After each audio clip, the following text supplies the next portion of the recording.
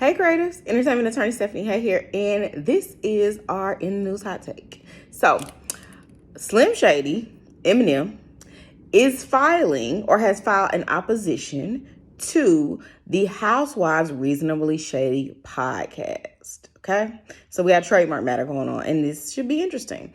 So essentially what has happened is Slim Shady has said, hey, that Reasonably Shady podcast that you all are filing to get trademark registration for in not only entertainment services, but a couple of other things. We'll go through those in a second.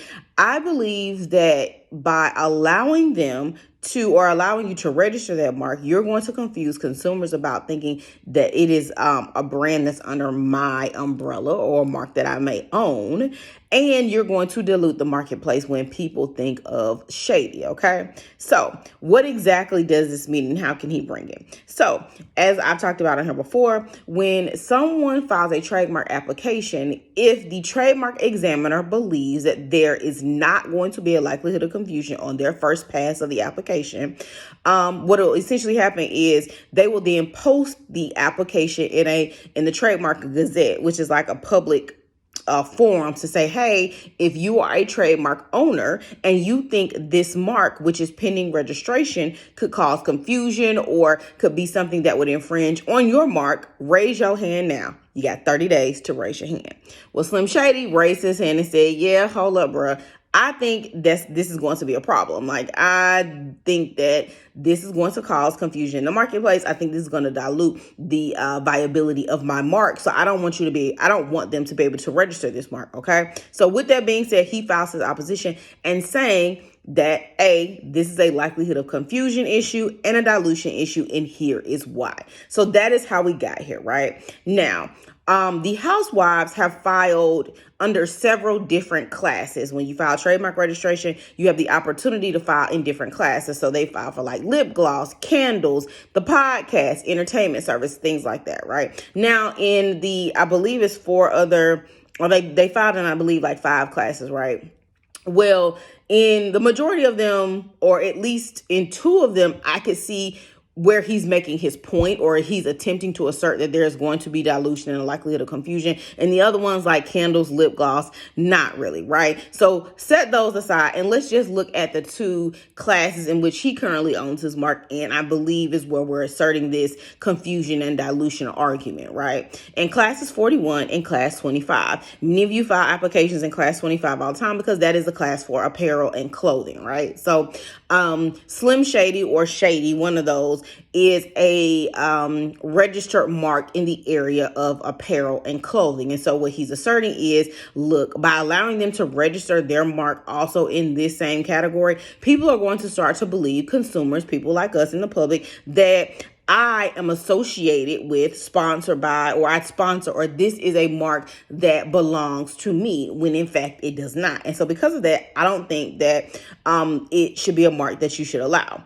Also, in class 41, which is entertainment services, he has registered his mark as Slim Shady, a performer that provides, services in the nature of entertainment performances, things like that. They are requesting registration in class 41 as well, but of course not as a performer, but as a service that is doing podcasting services, right? And so because of that, that is the difference. There's the same class, but a different description. So the question becomes, do you as consumers think that if Reasonably Shady, the podcast, was put out without knowing who it belonged to, would you believe it belonged to Eminem? Or would you think, oh, okay, this is just another podcast?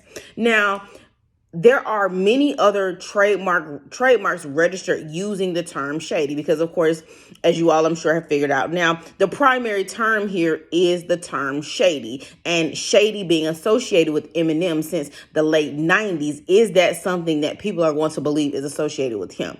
Now, I think a part of why he filed an opposition in this particular matter versus some of the other classes where people have applied for shady using it in various terms. Some of it is, I think, is the level of celebrity that the Reasonably Shady brand that they are attempting to secure will bring because of their association with housewives and things like that, and the competition in the marketplace because of the level of celebrity that arguably they have acquired, right? So I think that's a part of it. But also now when you're looking at dilution is about fame. Is Slim Shady's mark so famous that it would dilute, allowing them to register their mark, would it dilute the recognition that his mark has already acquired through its continuous use in the marketplace?